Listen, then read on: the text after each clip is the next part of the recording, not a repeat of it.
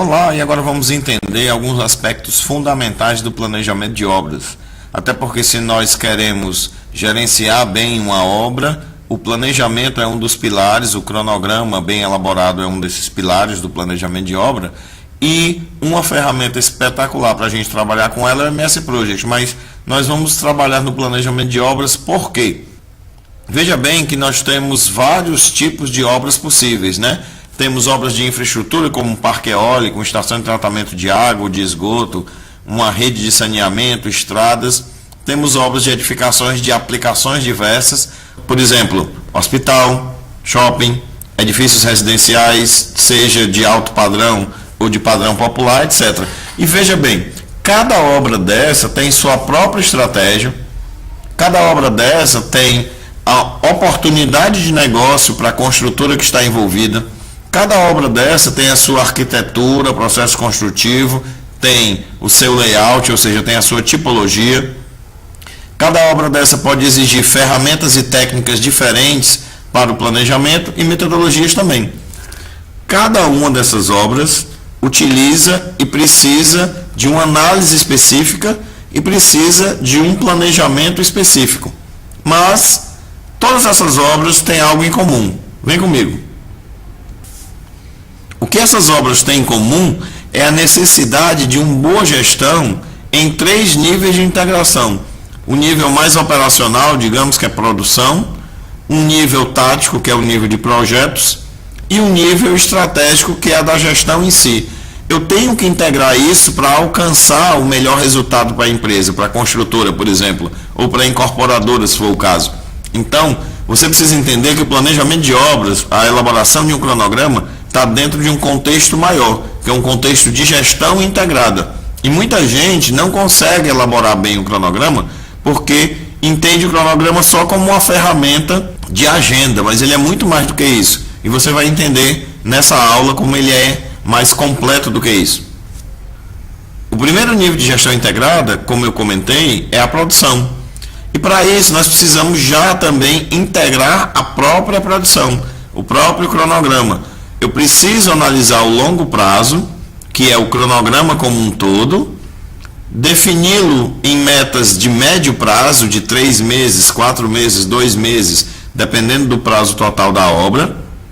A partir dessas metas de médio prazo, que vão me definir os trabalhos, né, as atividades, os serviços mais específicos e de uma forma mais detalhada, eu ainda vou criar um plano de curto prazo, para dentro de, por exemplo, o horizonte de 1 semana ou 2 semanas, eu tenho muito bem definido o que nós vamos fazer, quem vai fazer isso, se eu tenho material suficiente, se eu tenho as informações adequadas e se o local de trabalho está ou estará bem preparado para receber o serviço na hora que ele for começar.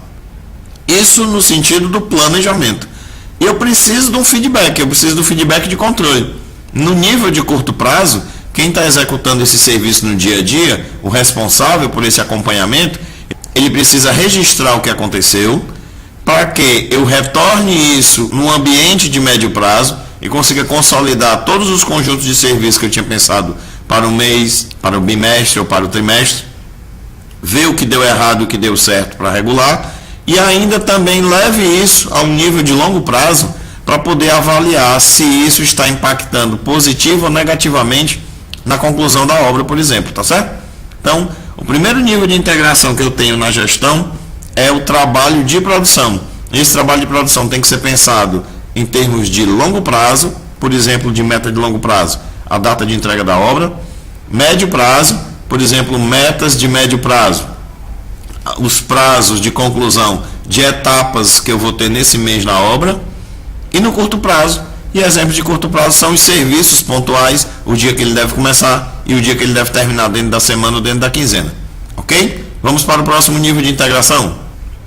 O segundo nível de integração são os projetos.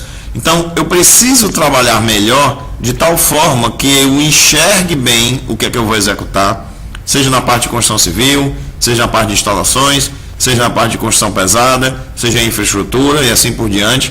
Eu preciso compatibilizar, analisar como estão esses projetos entre si. É muito comum, vamos pegar um caso mais comum e mais fácil de vocês entenderem na parte de edificações. É muito comum, por exemplo, que empresas diferentes executem determinados projetos de instalações. Eu posso ter uma empresa cuidando da parte de instalação sanitária e de incêndio e uma outra empresa cuidando da refrigeração, projetando a refrigeração. Então, em uma determinada edificação, eu tenho uma área de circulação, eu tenho uma área técnica, por exemplo, disponível.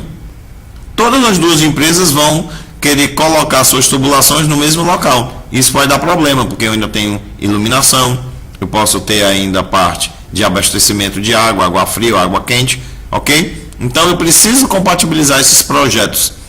Com os projetos compatibilizados, é muito mais fácil executar um planejamento otimizado.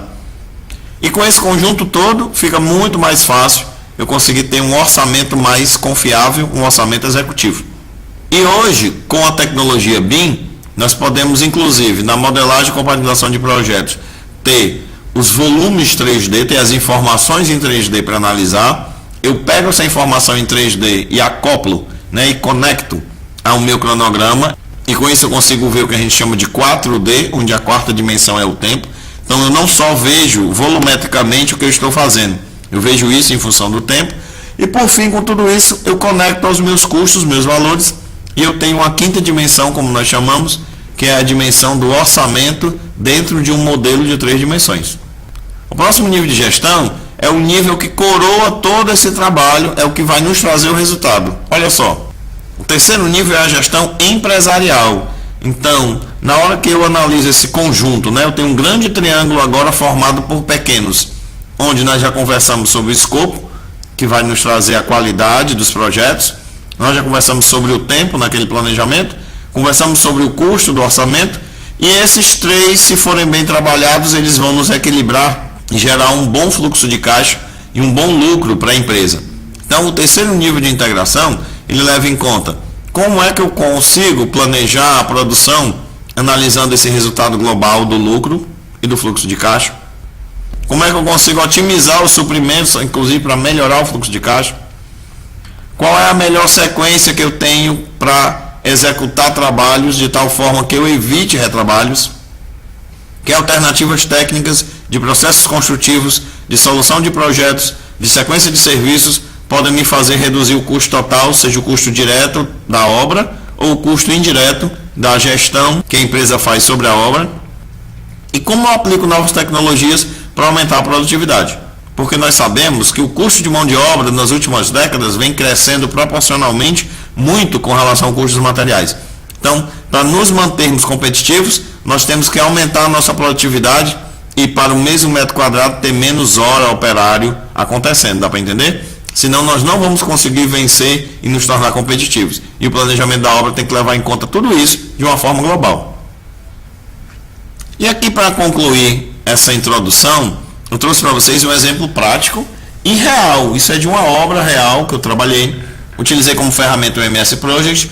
E eu utilizei o MS Project para otimizar o quê? Primeiro, o cronograma de execução de serviços. Então você vai poder acompanhar e perceber que aqui, eu tenho uma sequência de trabalhos que inclusive está sendo representado por diferentes cores, onde cada pedaço da barra com cor diferente representa um determinado serviço. Por exemplo, nós temos aqui esse serviço aqui que representa o 13º pacote de trabalho chamado cerâmica, tá? Esse pacote de trabalho, ele para ser executado precisa de um suprimento. Então aqui já tem um planejamento da programação de vários serviços, alguns que antecedem esse pacote e outros que virão depois. E aqui nós temos uma programação otimizada do suprimento para que esse pacote aconteça.